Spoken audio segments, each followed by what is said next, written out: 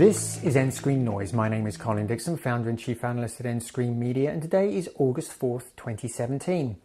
Dish Network announced their Q2 results this week, and I've got to tell you, they were pretty good in comparison with last year. Now, they still lost subscribers, 196,000 of them, but that's better than last year, where in Q2 when they lost 222,000. And they now have 13.3 million subscribers, and that puts them at about the number 4 pay TV operator in the US, behind Comcast, Charter plus Time Warner, and AT&T plus DirecTV.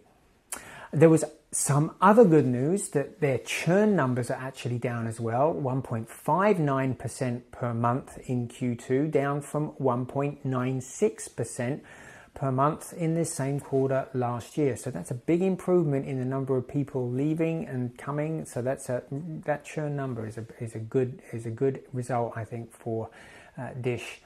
But we need to remember that Sling TV, Dish's virtual MVPD, is also included in Dish numbers, and they are not broken out. So we actually can't see how well Sling is doing separate to the rest of the satellite business. Sling has rumored 2 million subscribers, so any increase in Sling's subscriber numbers would have offset that 196,000 loss. So it could have been much higher if we didn't see the Sling numbers included, but that's having other impacts which are not so desirable, as we'll see in just a second. It's not all good news. Revenue was down 5.5% year over year, that to 3.6 billion. But the really bad news here is subscriber-related expenses, of which content license revenue, content license fees rather, are the biggest part, were up a lot. They now represent 62% of revenue. So 62% of revenue goes out the door straight to the content providers, or at least a good proportion of it does. So that's a big change over the last 7 years. In Q2 2010, subscriber-related expenses represented just 52% of revenue. That's a massive decrease in margins, and there's not many businesses that could survive that big a decrease in margins. But I got to say, it gets even worse.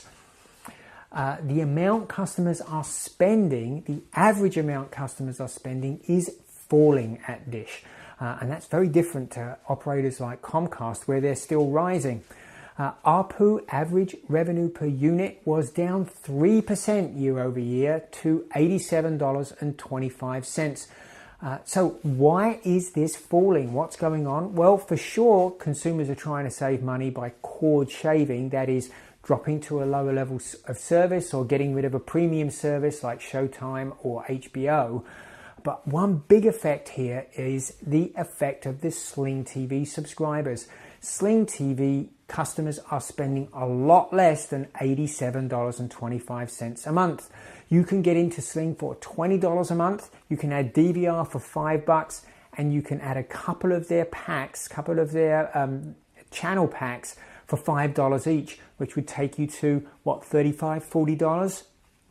That's half of what the average satellite customer is paying, and that's why we're seeing, I think, a big reduction now in the average ARPU. So that's not necessarily a good thing, because one thing is sure, the street doesn't like to see reductions in ARPU, and they don't like to see reductions in the number of subscribers. And the truth is, folding in Sling TV's numbers into the satellite business is problematic, because they are very different businesses. The dynamics of the MVPD, the virtual MVPD business, is completely different. There is no real capex in that business. There's nothing to install in a customer's home. And OPEX numbers are also very different. They don't need to run big data centers. It's all done over the web. So those are big differences.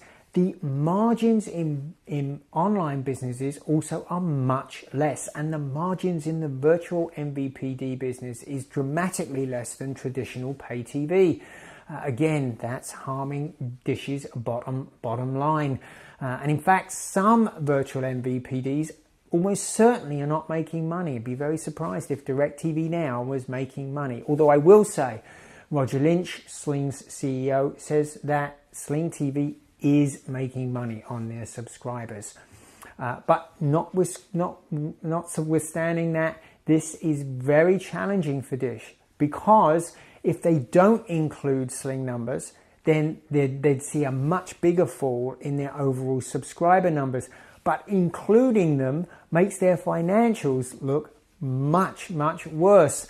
So Sling is really, Dish rather, is really damned if they do and damned if they don't include Sling TV numbers. Challenging indeed for Dish, but you can bet we'll be reporting on how Dish continues to do and how Sling TV continues to do here on End Screen Noise. We'll see you again next time.